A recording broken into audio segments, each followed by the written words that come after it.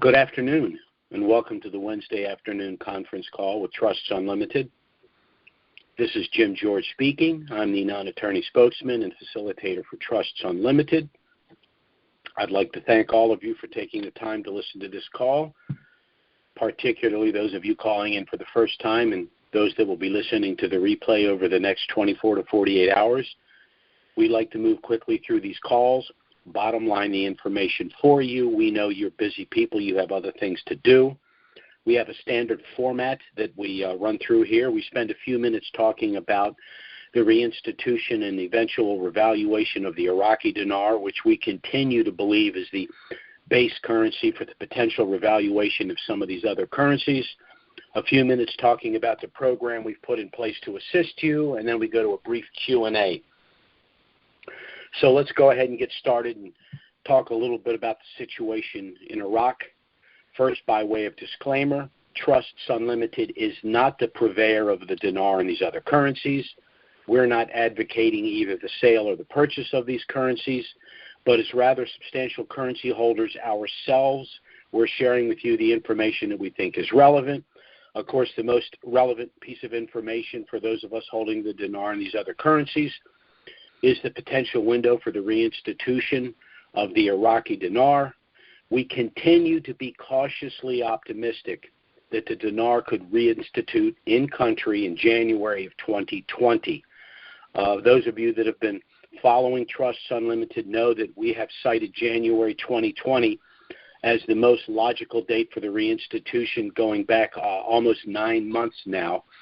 One of the reasons we continue to be cautiously optimistic is, if you will remember, some of the international organizations like the UN, the IMF, have basically given Iraq back in mid-November 45 days to accomplish certain things in order for Iraq to not fall back into Chapter 7 with the UN. And if you do the math, that 45-day window takes us to January 1st of 2020. So for that reason, again, we're still cautiously optimistic that January of 2020 is the most logical date for the reinstitution of the Iraqi dinar. Now, there are some things that the Iraqi government needs to accomplish in that 45-day window. They need, of course, to pass the 2020 budget. They need to pass the new election laws. They need to elect a new prime minister. And they need to show a good faith effort to eradicate the Iranian influence in country. And the United States is also involved in these efforts. The United States, for example, has stepped up military presence in the Middle East. They've deployed another 5,000 to 7,000 troops in Iraq and throughout the Middle East. They've now placed official sanctions on dozens of corrupt Iranian politicians that are basically proxies for the Iranians. The United States Treasury Department still has the OFAC sanctions in place, restricting the transactions with the dinar. This is the Office of Foreign Asset Control. The United States demands the arrest and or deportation of one Qasem Soleimani. He is the commander of the Iranian Revolutionary Guard, and thousands of these troops are still fomenting violence in Iraq. And as a matter of fact, it is members of the Iranian Revolutionary Guard that have fomented violence against the protesters in Iraq. Why? Because the Iranians want the chaos in Iraq to continue. They do not want to see the passage of the 2020 budget, the reinstitution of their currency, which will allow them to do business with other countries. So for all of these reasons, Iraq needs to make sure that the Iranian influence ceases and desists. Of course, with the reinstitution of their currency and the absolute prohibition of any further auctions, the Iranians who skim from these auctions have been able to circumvent U.S. sanctions and get hard currency through those auctions. So all of that needs to stop. Now, the last issue, and an important issue, is the government's agreement to finally begin to make the hydrocarbon law payments to the citizens. The protesters have demanded these payments. The United States has also demanded these payments, and until these payments are made, the OFAC sanctions will remain in place. Now, the importance of the implementation and payout of the hydrocarbon law is that in order for that to be accomplished, they're essentially going to need to reinstitute their currency at a rate probably initially at, say, 10% at premium over the U.S. dollar.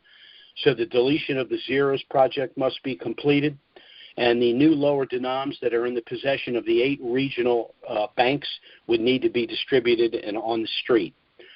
Now, can all of this be accomplished by January 1st? Excuse me, probably not, but that's not necessarily critical. For example, if the 2020 budget is passed, even if it's passed at the old 1180 rate, so long as the government does not make payments at that rate, they can adjust the rate if they do the reinstitution a few weeks after the passage of the budget. The passage of the new election laws is a prerequisite for the election of a new prime minister, but according to the Iraqi constitution, the caretaker government can function fully without a prime minister. And there are 6 individuals that have already been named as potential candidates for that as well. In terms of the eradication of the Iranian influence, that cannot be wholly accomplished within that 45-day window, but as long as a good faith effort is being made to eradicate and to deport these individuals, also to either arrest or investigate the corrupt officials that are proxies for the Iranians, that should be sufficient. So again, the government of Iraq is operating under a 45-day stipulation by the UN, the IMF, and the United States Treasury that they get these things done. And again, we are cautiously optimistic that they will be accomplished in time for the reinstitution of the dinar in January of 2020. Now, we are talking about Iraq, so if you understand the history of Iraq, you know that there are forces in the status quo that simply oppose Iraq moving forward. And this is not a problem just for Iraq. It's a general proposition that whenever a major status quo is altered, the people that have been taking advantage of that status quo resist. But again, for the reasons I've stated, I think that the reinstitution of the Iraqi dinar can occur in January of 2020. Now, that being the case, individuals are simply running out of time to get their affairs in order. Most of the people that hold dinar are frankly not wealthy people, sophisticated investors, and so for the first time in their life, they're going to be confronted with some very complicated tax and financial and investment situations. To that end, Trusts Unlimited has put a program in place to assist you.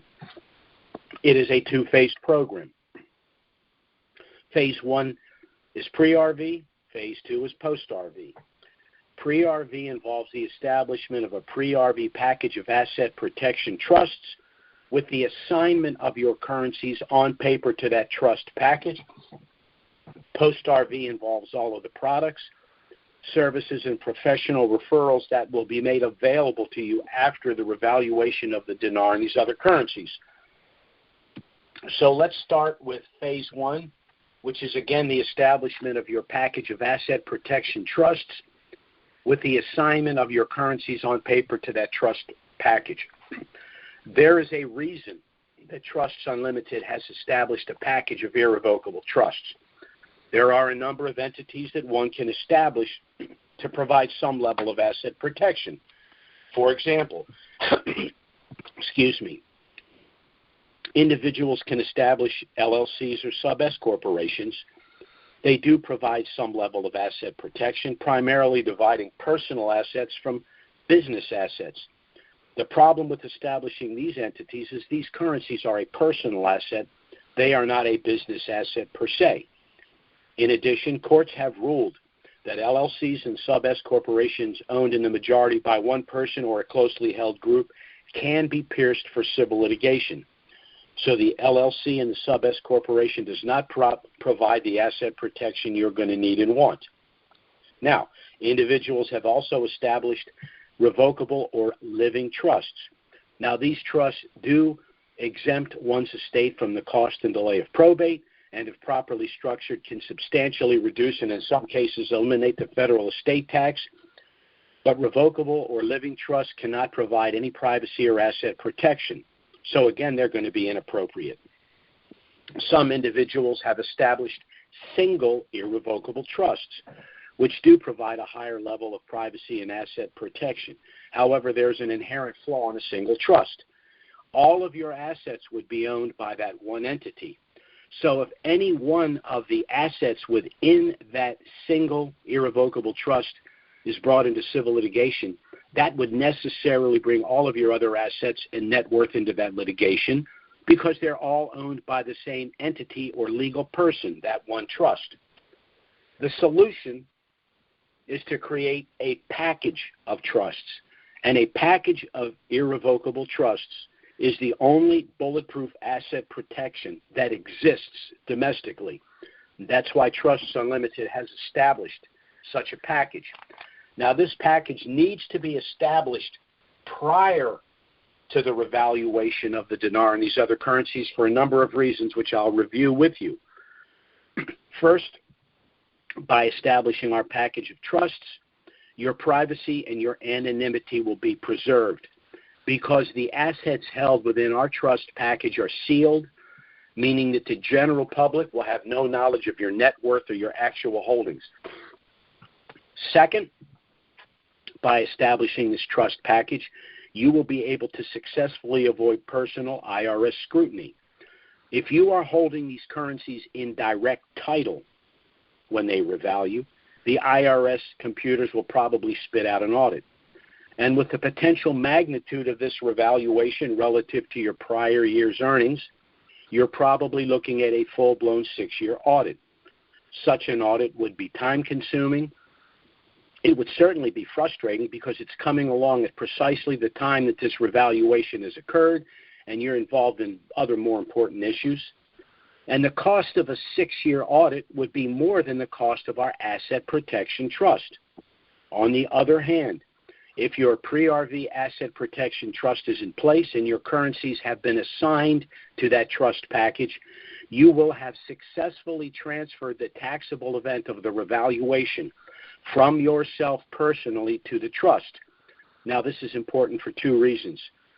First, there's less than a 10% chance of an IRS audit if this taxable event of this revaluation were to occur within our trust package. But second, and most importantly, even if the IRS determines to audit your trust, they can't do a 6-year audit. Why? Because the only taxable event within the trust will be the revaluation itself.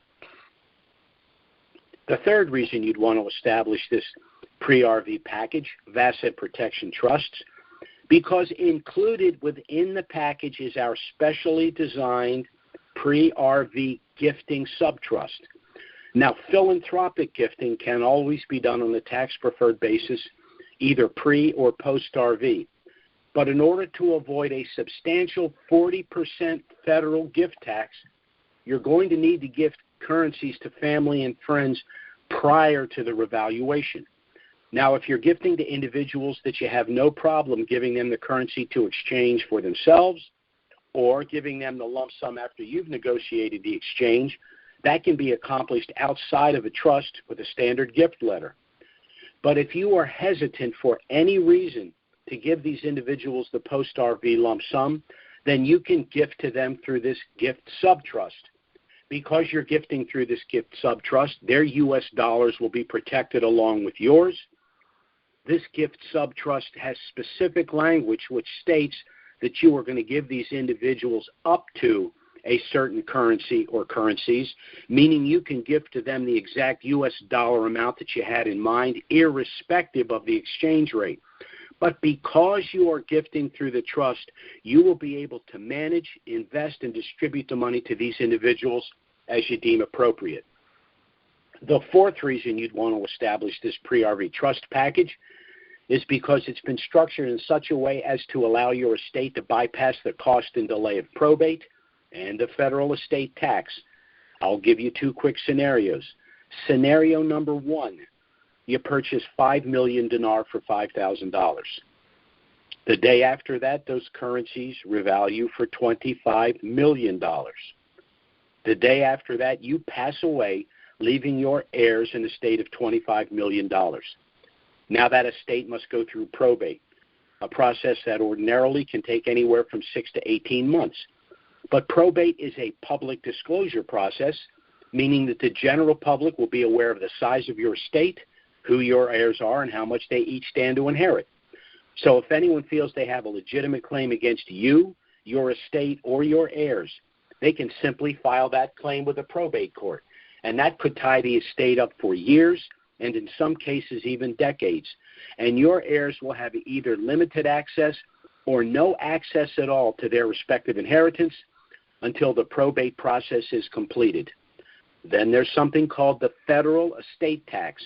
This is the tax that the federal government would assess in order for that estate to be transferred to your heirs.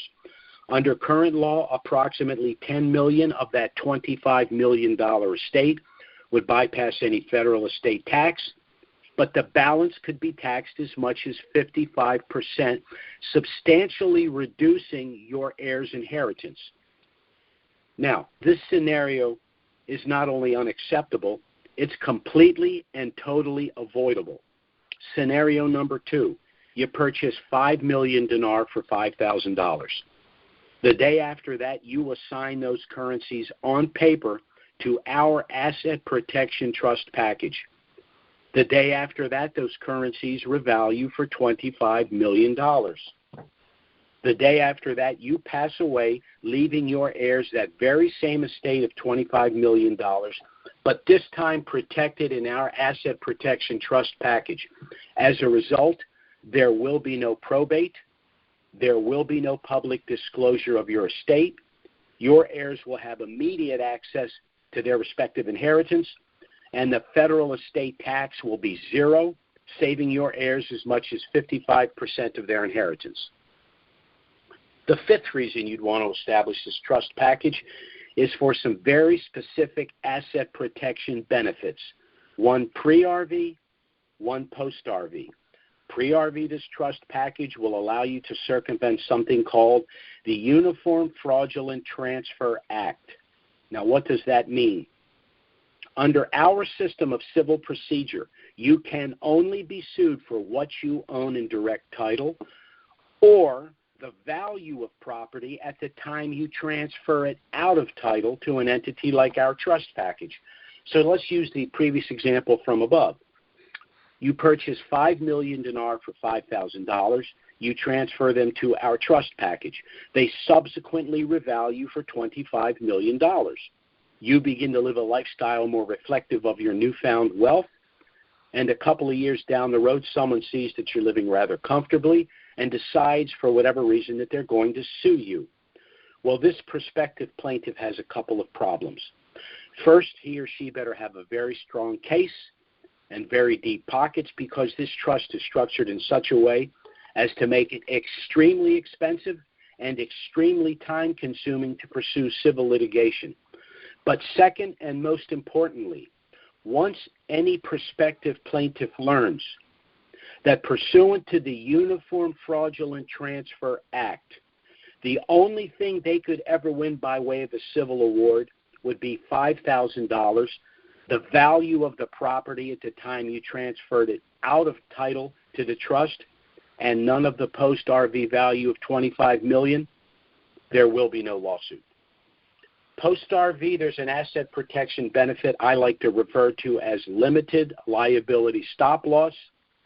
This protects you from future bad acts after you have acquired this wealth. This protection is accomplished through a legal strategy called segregation of assets, and this is how it would work. Again, we'll use the same example. You purchase 5 million dinar for $5,000, transfer the currencies to the trust. They subsequently revalue for $25 million. Now that you have $25 million in trust, you start making some purchases. So you purchase a larger primary residence, a vacation home, perhaps a half a dozen rental properties for tax write-off and additional cash flow, a couple of cars, a boat, and let's say an RV. But as you purchase these items, you place each of them in their own separate subtrust to be managed by your master trust, the trust you established pre-RV to hold your assigned currencies. Now, why is this critical from an asset protection standpoint? Well, let's say one day you're driving one of your new cars, you have an accident, the accident is clearly your fault, and tragically someone is seriously injured or even killed. Well, the family of the victim is probably going to want to sue you. But remember, civil suits are about monetary awards, and you don't legally own anything. So the plaintiffs would be left to sue the owner of the car that you were driving. Well, who owns that car? One of your subtrusts, of which you are merely the beneficiary. And what's in that subtrust? Merely that one car and the car insurance policy. In that scenario, the car insurance carrier will negotiate an out-of-court settlement with the victim's family. You will be mercifully excluded from those rather unpleasant negotiations. The car insurance carrier will repair or replace your car, making you whole. And this is the most important aspect. All of your other assets are safely protected in the other subtrusts. Why?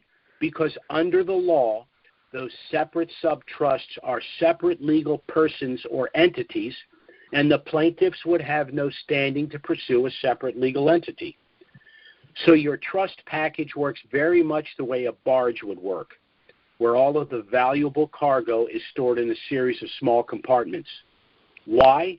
In the event that any compartment is ever breached, the only potential loss would be the cargo in that one compartment. The cargo in the other compartments is safe and secure due to the firewalls, and the barge will never sink. Now, these benefits are lost to you if you do not establish your package of trusts prior to the revaluation of these currencies. Now, there is one other benefit, and it's this. If you are, in fact, the holder of one of our pre-RV asset protection trust packages, then you will be eligible to participate in Phase 2. All of the product, services, and professional referrals, that will be made available to you after the revaluation of the dinar and these other currencies. I'll just make mention of one benefit here this afternoon. Trusts Unlimited will be sponsoring a post-RV seminar to be held in Disney World, Florida, approximately 30 days after the revaluation of the Iraqi dinar. Present at that seminar will, of course, be the staff of Trusts Unlimited to assist you with the management and funding of your trust packages post-RV. Many of our clients have already expressed desires to establish scholarship funds, foundational trusts, special needs trusts, charitable remainder trusts, and even the more complicated 501c3 nonprofit and offshore trusts. And the proper way to fund those entities is through the direct transfer of funds from your asset protection trust to these newly formed entities. We'll also have our tax specialists there, and they will assist you with some of the more sophisticated tax strategies that will be necessary once you've acquired this wealth. We will also have our independent offshore specialists there as well, and they will show you that by establishing offshore title of certain assets, you can substantially reduce and in some cases eliminate future taxes on the reinvestment of the net proceeds from the revaluation itself. We will also have our independent fee-based wealth managers there as well. You're going to want to reposition assets for a number of reasons after this revaluation. First, we know statistically that 95% of all windfalls, however large and from whatever source, are lost within 3 to 5 years due to inexperience, mismanagement, and fraud. We also know that under the new G20 bank bail-in provisions, the failure of banks in the future will no longer be made whole through the general taxing authority of the respective governments, but first and foremost by the confiscation of funds at the accounts at those banks. So this is another reason to get money out of the banks and work in other markets. Lastly, the general global shift from fiat-based to Basel III compliant commodity-backed currencies in and of itself is going to create extremely volatile financial markets, and you're going to want a substantial amount of your net worth at work intangible assets. Now, our trust package is initially a package of 10 trusts consisting of one master trust that will hold your assigned currencies pre-RV, and then your financial assets like bank accounts and investment accounts post-RV, one optional gift subtrust should you wish to gift through this subtrust to manage the gifts that you give to family and friends, which subtrust at any time can be converted to a standard subtrust, and then 8 additional standard subtrusts to hold physical assets like homes, cars, boats, etc. Now, this was the simplification of a rather sophisticated trust package that we've utilized in the past for our more affluent clients, a package that had an initial cost of anywhere from $6,000 to $10,000. But nearly 9 years ago, when we decided to work with Dinarians, we knew that that price tag would simply be unaffordable for too many. So by basically simplifying that trust package, we've been able to reduce the cost to $3,000. Now, there are several ways you can pay for that. If you pay us up front, we'll discount the price to $2,500, saving you an additional $500.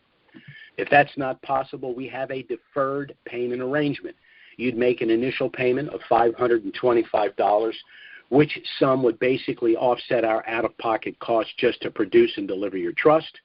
The balance of the $3,000 would then be paid in $100 monthly installments. We will charge no interest.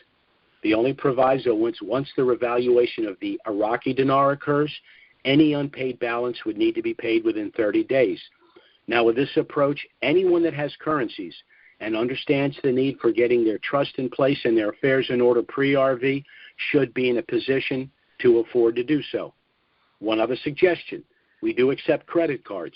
Pay us up front with a credit card. Not only will you get the $500 discount, but the minimum payment on your card would be substantially less than the $100 a month you'd be paying us under our deferred payment arrangement. But we will work with you in whatever method works for you. Our objective is to help you get your affairs in order and your trust in place for all of the reasons that I've described here. One other point. The only other cost of this trust package lifetime would be the rather nominal paralegal fees for making changes in funding your subtrusts. For example, let's assume that after the revaluation, you decide you want to buy a beach home. So you call Trusts Unlimited and say, I am scheduled to close on a beach house in 30 days, and I wish to create a subtrust to protect that beach house. It's $1 million purchase. The paralegal fee to establish a subtrust to protect that $1 million home would be somewhere between $100 and $150, a very nominal sum, again, just to compensate the paralegals for doing the work. Now, we're going to go to the Q&A in just a minute. But before we do, I'd like to tell you a little bit about Trusts Unlimited and why you may want to seriously consider allowing us to assist you. Our trust package was authored by our attorney, Robert Bly. He's been a practicing attorney for over 40 years, specializing in the areas of estate planning, asset protection, and offshore planning. I myself hold degrees in political science, macroeconomics, and finance.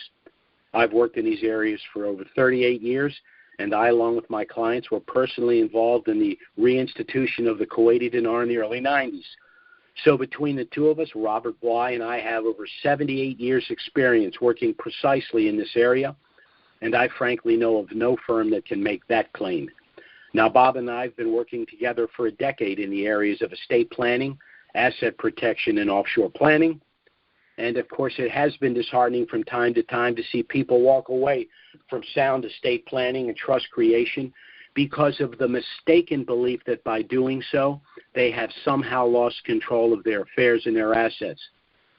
Under our system of civil procedure, it's when you hold assets in direct title that you can lose control of them.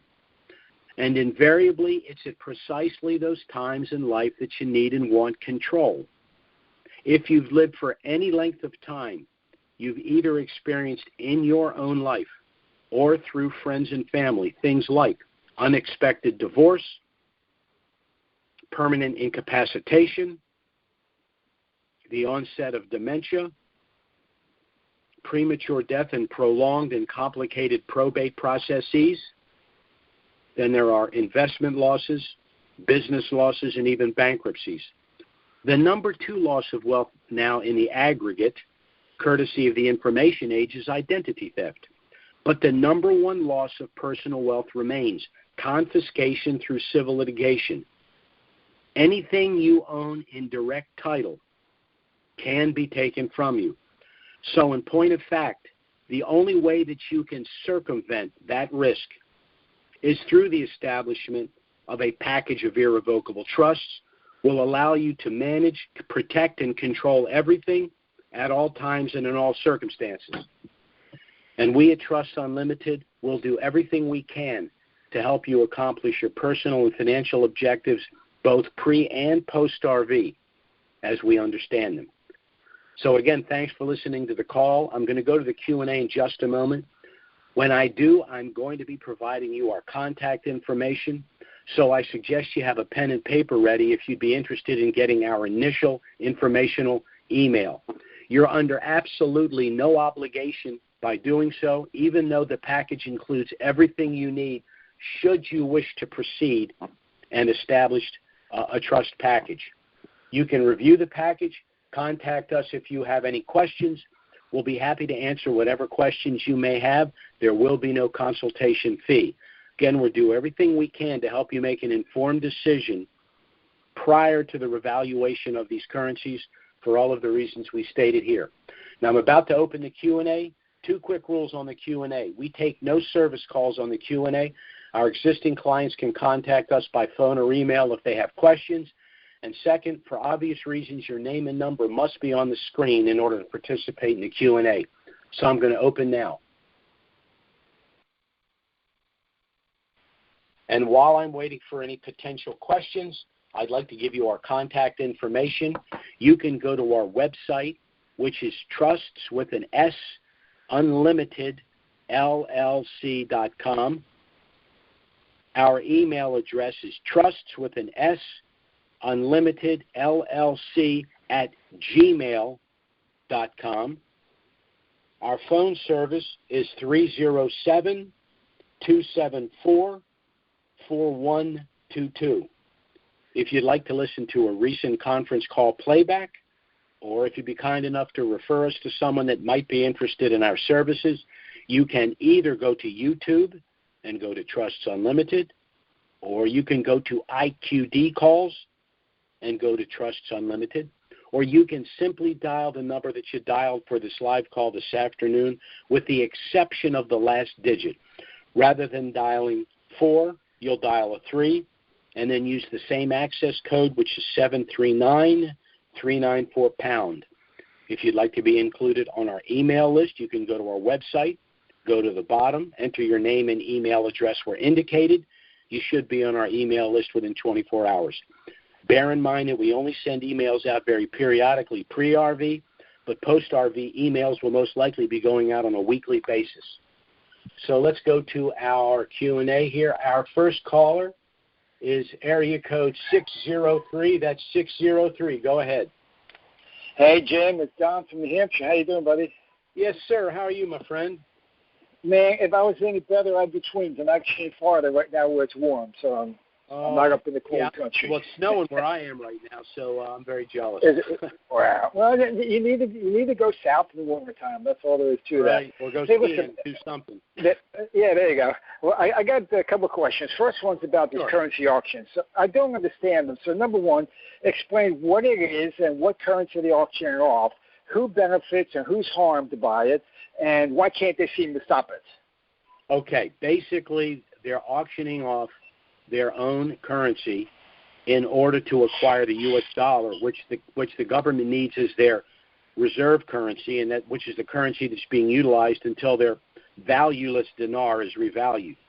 The Iranians, through their corrupt Iraqi politicians, are able to skim U.S. dollars from these individuals in order to circumvent the U.S. sanctions against Iran. So in order to stop the influence of Iran and in order to stop Iran from acquiring hard currency through these corrupt auctions, the United States, along with the other international agencies, have put Iraq on a 45-day glide path to get this all resolved, which ends in early January. But very simply, Gotcha. what the auctions are, they're auctioning off their currency to get U.S. dollars, which they need to function until they reinstitute. Okay, at that rate, there's got to be billions and billions and billions of dinar floating around the world then if they're selling it to other countries, other people, whatever, other entities. And the other reason it's happening, as you may have, it's kind of nebulous, but they wanted no more than a 2% spread between the stated value of the Iraqi dinar in country and what they actually sell it for at the auctions. The spread, the difference between that is what the corrupt politicians are putting in their pocket. So okay. I know it's complicated, it's convoluted, and when you talk about currency auctions, when you talk about investing in currencies and currency arbitrages and all that, it's very complicated. All you need to know is these auctions are not only corrupt, but they're an impediment to the reinstitution of the currency, and they're a method for the Iranians to get a hold of hard dollars. So for all of these reasons, it has to stop. Okay, yes, since our new president is not sending pallet loads of dollars over to Iran, they got to get it through the auctions. And gotcha. Okay, another question about other currencies. Why? Let's talk about Vietnam, for instance, because I got a whole bunch of dong. And Vietnam actually has come a long, long way since the Vietnam War. Okay, they're stable, they got a growing economy all the time. Why do they have to wait for the dinar to be valued before they could do anything with their own currency? They do not have to wait, and the fact that they have functioned so well for decades at the program rate doesn't really mean that they ever need to revalue anytime soon. It's not that they have to wait. It's just that the revaluation of the Iraqi dinar makes the revaluation of these other currencies more plausible because they're moving toward Basel III compliance globally. That would be the reason. But that's also why I've said to people, if you're going to be involved in these currencies, it makes no sense not to have the dinar, because I see no scenario where any of these currencies would ever revalue prior to the dinar. And despite the fact that I, for example, have a substantial amount of ZIM, I could make the argument that the ZIM will never revalue, irrespective of what the dinar does. So, true. Now, this is just my personal opinion, but I say to people, if I had to eliminate one currency, it would be the ZIM. If I could only own one currency, it would have to be the dinar.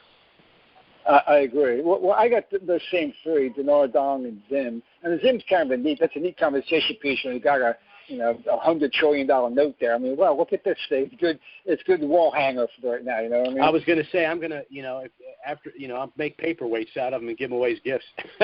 Yeah, there you go. Okay. Well, anyways, how you been? I mean, I'm on listening most of the time. I don't always get an opportunity to call back in, but I listen all the time, either live or on the recording. So everything's good. Everything's good on our end, and the only thing I would say is we're just now, even though it's the holiday season, next week we've got a meeting scheduled in anticipation of the reinstitution, because once that happens, all of these calls that we've been doing are going to stop. We're going to spend all of our time talking about the process of the exchange, how to manage your trust, all of that. We're putting on additional attorneys. We're putting on additional paralegals. We're getting everything in place, because when it happens, we know we're going to get hit with a tsunami, and we're preparing for that. Sure. Now, are you still hearing good things from your relatives in Iraq? Are they still over there? Well, everything that I said on the call has been confirmed by them. It's not. I'm telling you, the problem is the corruption with the Iranian officials Iraqi officials that are proxies for the Iranians, and the Iranians.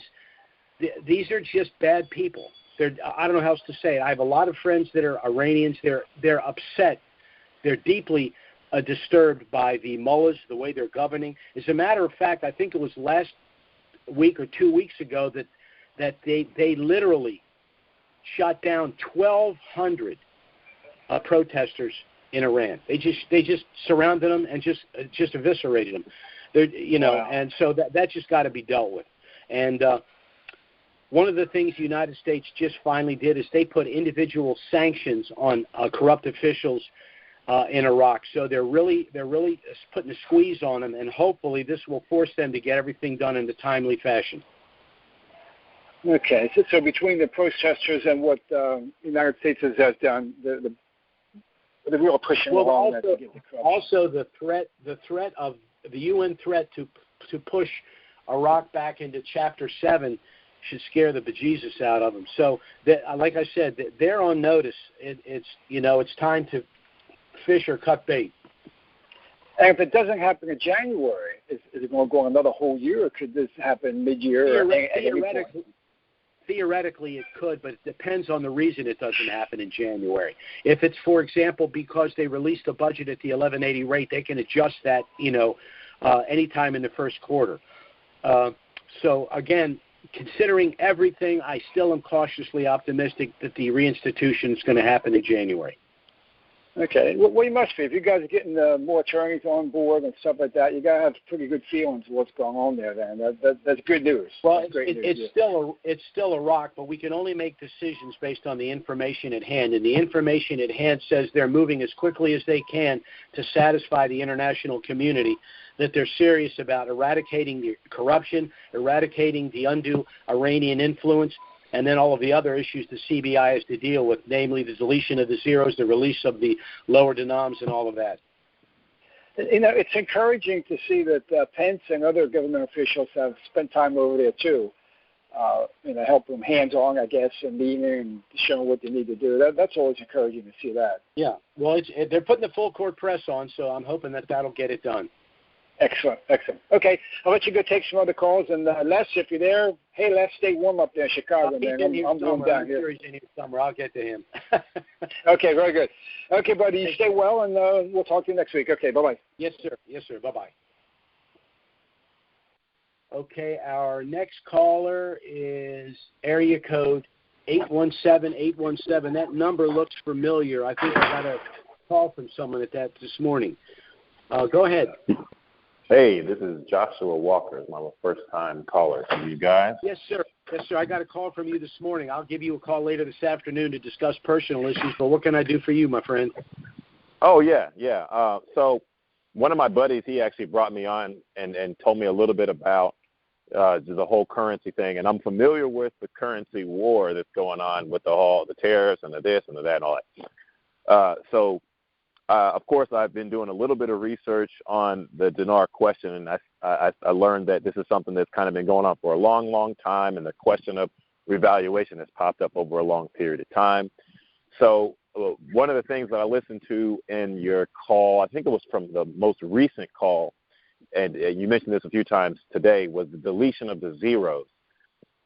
And so, I was just trying to go through the process in my brain on how I could make sense of, in the event that they redenominated the currency by deleting the zeros, how would that legitimize the value of the currency in forms of, in forms of revaluation? Because you said that, they're trying to be. Okay, let me explain this to you. It's primarily the Iranian influence in Iraq after the removal of Saddam Hussein, which has continued to drag this thing out interminably. That's finally being resolved. Now, after Saddam Hussein was removed, of course, the country was in chaos. It caused hyperinflation. The creation of this provisional currency with the zeros was basically to handle the hyperinflation. If a loaf of bread costs $100, they added the zeros, so that $1 is now worth $100. That's what's going on there. Now, the deletion of the zeros really means the collection of the zeros. They want to collect all of the provisional currency in country, and to the extent that any of that provisional currency that remains in country after the reval, as an Iraqi national in country, you're not going to get the stepped up value. It's going to be worth, in other words, a $25,000 note's going to be worth, $25,000 dinar note's going to be worth $25 in Iraq. But for us, the international investor that purchased that note to assist Iraq, they will recognize the 3 zeros. Now, that's also one reason why the corrupt politicians are trying to squirrel the currency out of country so they can somehow take advantage of the 3 zeros outside of Iraq through a non-Iraqi entity. Okay. All right. So if you own $1 million dinar and you're an Iraqi citizen, you now have 1,000 dinar. If you are an American citizen who owns $1 million dinar and it revalues at $1, you're going to get $1 million for your dinar. This is so basically that's exactly what happened with the Kuwaiti dinar, except it was much smaller numbers for a variety of reasons. Yeah, and I of course I wanted to read on both spectrums of the opportunity. It seems like one of those opportunities, don't pass it up because of the magnitude of its potential on one side. And then, of course, you hear the scam guys say, hey, well, this is a scam. It happened in Kuwait, but the Kuwait's population is a lot smaller. The economy is a lot stronger, and they're not riddled with war and political unrest like Iraq is. And so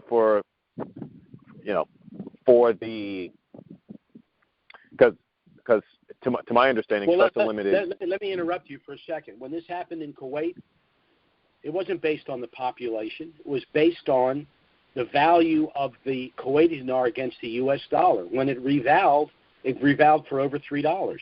The Kuwait doesn't have the resources anywhere close to what Iraq has. The revaluation has nothing to do with the population. It has to do with the underlying resources that back that currency. Now, most of the surrounding countries of Iraq have a dinar that's worth $3, but those countries combined do not have the natural resources of Iraq.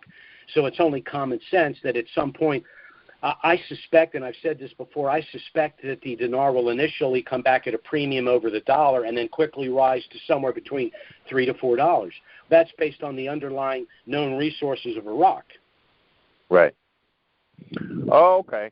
So you mentioned something significant about, and this is something that I read in a completely unrelated source that was in line with what you mentioned on one of the conference calls, as far as and I'm probably not using the right words, but the IMF, or the money system, them switching to Basel III, commodity based or something like that. Right. Well, yeah, Basel III basically is as a matter of fact, you'll hear Trump talking about making a level playing field when he's talking about China. He cites China specifically because it's a fiat currency which they artificially devalue so that they can sell their goods and services globally. When we go to Basel III compliance, China and these other countries are not going to be able to artificially devalue their currency because their currency will be based on Basel III compliance, which is the known natural resources of a respective country and their ability to bring those resources to market. They're not going to be able to play those games. All right. Now, by the way, we had Basel I, Basel II, we're at Basel III. There's actually a Basel IV and a Basel V. So we're moving toward a very finite way of valuing a currency relative to other global currencies. Now, there are actually some things about that aren't good, but from our narrow perspective, that's a good thing. So we're looking at, this. It sounds like in the event that the revaluation happens, this would pretty much mark the transition to a whole new money system that recognizes value in currencies differently than we recognize value in currencies today. Yeah, but it's right. But it's not. It's when you hear people talk about the global reset, which is basically a born again snaps. No, that's not how it's going to be. It's a very gradual process, and that's why there's 5 stages of Basel: 1, 2, 3, 4, 5. We're at Basel II. We haven't even moved to Basel III yet. It's just that Iraq is the perfect storm. The timing of all of this. I've said this before on the call. Iraq may be per square mile in terms of natural resources the richest country in the world. It's got the second largest known oil reserves in the world. It's got the sweetest crude in the world, meaning it has the lowest sulfur content. Why is that important? Because only 1/3 of oil is used in the combustion engine. The rest is used for the production of glass, plastics, textiles, pharmaceuticals. For example, the phones it's impossible for us to be on this call and have a smartphone and have a computer without petroleum. There's not enough wind and solar in the universe to produce a smartphone, which is why the greenies, they don't get it. We have no alternative to petroleum right now. Period. So this is why Iraq's important, along with a lot of other reasons. The other issue would be that the international community since 2003 has spent between $3 and $4 trillion to resurrect Iraq. And, to be crass about it, they want their damn money back. Okay, that makes sense. And Executive Order 13303 allowed the United States individuals to participate in what ordinarily is a government and a banking transaction, central banks, and we've been able to participate in this. But that's how this is all happening. When we do our exchange, the bank basically gives these currencies to the Treasury. They destroy the currencies, they record them digitally, then they go back to Iraq to collect their profit because they're going to make more money on this than we will, believe it or not. Okay. I have two last questions. One last thing about the scam. They're using the fact that some players in these markets have done some nefarious things. That doesn't make this a scam. The fact of the matter is the federal government, through the Executive Order 13303, has allowed us to purchase the currency. If it's a scam, why would they do that? Yeah, I don't have a retort for that one. There isn't one. If it's a scam, a lot of people are going to jail. Yeah. I figured. I heard scam from multiple different opportunities that turned out to not be a scam. And even if it was a scam, and I spent a couple $100 getting a couple 100,000 dinar, and it went to crap. I've blown a couple $100 on stupider things that had less. Let me put it to you this way. Let's assume the dinar comes back at 5 cents. If the dinar comes back at 5 cents, then you're going to get $50,000 for every $25,000 note you purchased. That's you see. So, like you said, the potential reward far outweighs the minimal upfront risk. Right. And this is we'll probably have to expand on this. I ordered a packet today because I really want to understand my investments / risks or whatever you want to call it. And so I ordered the packet, and I'll get that when I get that. I know the timeline is tight between now and when it may happen in January. It could take longer based on the previous call. Once we have your initial fee and your application in good order, and if there's any issue with your application, we call to resolve all those issues. You'll have your trust within 5 working days. Okay. And remember, there's going to be no revaluation until there's an actual reinstitution. So even if it reinstitutes, as long as it hasn't revalued, you're okay. Okay. I do have a final question that I can think of right now. I have to run back into work. I had to run away for a second. Okay, so the last question was with regards to the trust. The trust seems like something good to have in general if you have any investments at all, because it's highly protective against the things that normally take folks' money. In the event that the currency revalues, I don't have the trust, and I got all this newfound money. One of the things you mentioned was that I'll put myself at the exposure of an IRS audit, which could basically take up tons of time for me to even get access to that money.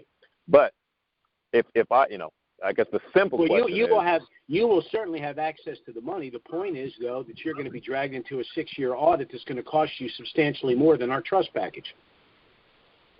Okay, so I could, and hypothetically then, I could still buy the currency, potentially get the reval, and still technically win off of it. It's just that I can count on getting audited for the whole newfound wealth of, going from not that much money to a whole bunch of money out of nowhere. If you get the package, it also explains all of the disadvantages to trying to establish the trust after you've acquired the wealth. It's all in the package.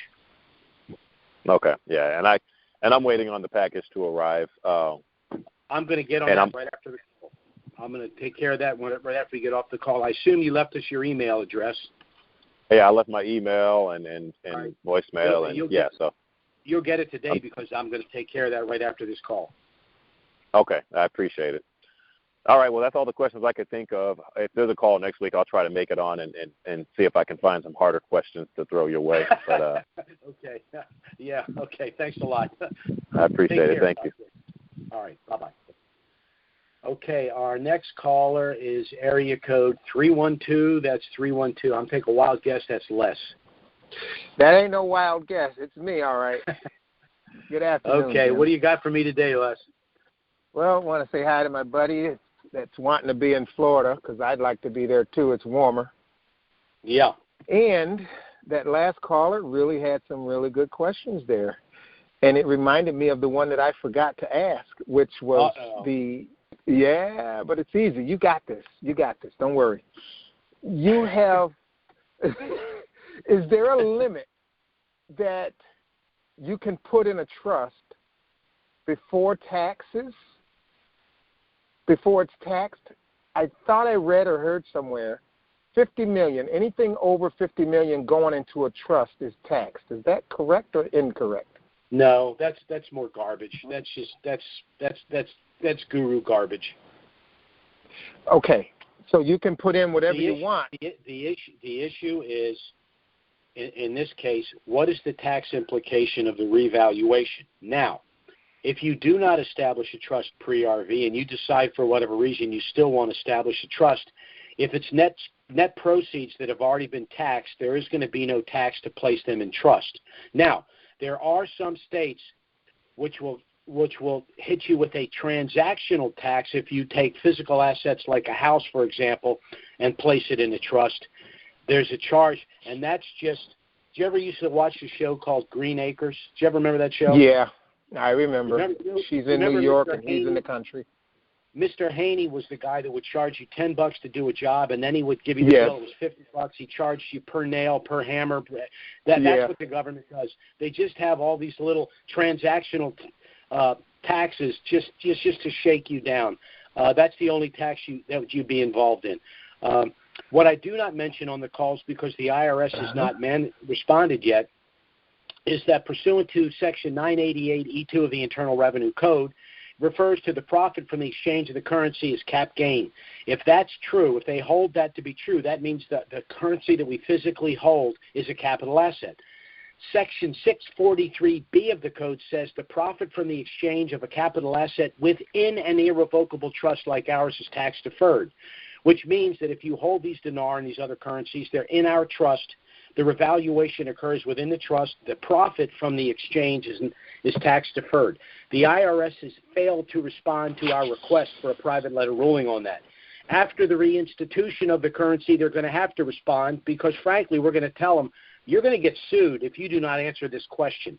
The currency is reinstituted, which means it's going to revalue, and we need to know what the tax implications are inside and out of a trust. Okay. So, we're going to deal with the tax issues to the extent that we can. Got it. Now, trust-related question. When the very first trust was established, you may know, you may not know, what type of trust was it? Do you remember? Yeah, it was a trust established by the governor of Virginia in order to protect his wealth from George III in England. I can't remember his name, but that trust, that basically created the trust law because the protection afforded by that trust. In other words, generally when land is ceded to a royalty, it escheats, means it goes back to the monarchy. This trust successfully protected the heirs from the escheatment of that estate and those properties to King George. And, of course, that's another issue that King George had with the colonists as well. So, and, of course, that follows through right to today. Okay, so that takes me to the second part of that same question. Let me say it this way. The federal estate tax would be a modern-day version of escheating. I mean, reverting back to the monarchy, or in this case, the government. What the trust does is allows you to bar the government from coming in and saying, now we're going to take half of your estate. When you think about it, you earn an income and you pay taxes on it. If you invest that money, then you pay taxes on the gain. If you purchase assets with that money, you pay a tax on the purchase. So you've acquired all this wealth over your lifetime after taxes, and then the government comes in and says, I'm taking half of it back when you pass away. Well, what the trust says is, oh, hell no, you're not. It's not for your benefit. I've already paid taxes on everything. This wealth, 100 cents on a dollar, is going to my heirs. Well, the only way to accomplish that is through a trust like ours. Right. Yeah. Okay. So today, moving towards today, we have all types of trusts out here now. The common law trust, last week you said this trust was common law, and it's, what's that other term? There's common law and there's statutory. Those are the two general categories. There's actually about 85 different types of trusts, but they generally fall into those categories. A revocable trust is a form of a statutory trust, meaning it's regulated statutorily state by state. Now, probate is regulated statutorily, so a trust that protects you from probate, the cost and delay of probate, would be a statutory trust. However, a common law trust like ours has basic essentials that are appropriate for all 50 states. So our trust, in addition to providing asset protection, also provides the statutory protection against the cost and delay of probate and protection against the federal estate tax.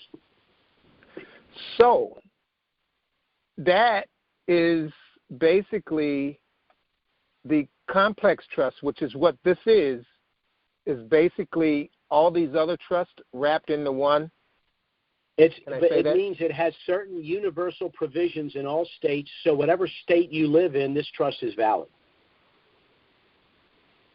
But it's not a simple trust. It's not. No, it's a simple trust. I don't want to get into the weeds, the difference between a simple and a complex trust. Well, but basically, this trust allows you, because it's a complex trust, allows you to place assets in the trust and then subsequently, if you wish, remove the asset from the trust. That's not possible with a simple trust. Got it. Thank you very much. Say hi to the sir. Professor, and have a great day. All righty. Yes, sir. Take care, Les. All right. Bye. Well, Les is our last call for this afternoon. Again, I'd like to thank all of you for taking the time to listen to the call. If the things we've discussed here are of interest to you, I strongly suggest you contact us to get our initial package. As I said before, there's absolutely no obligation on your part to receive our initial package, even though it contains everything you need. If you should make the unilateral decision to proceed and establish a trust, you can review the package, contact us if you have any questions. We'll be happy to assist you. There will be no consultation fee. Our next call is scheduled for next Wednesday. Certainly, if something of a dramatic nature were to happen between now and then, we'll try to get out an emergency email and schedule an emergency conference call.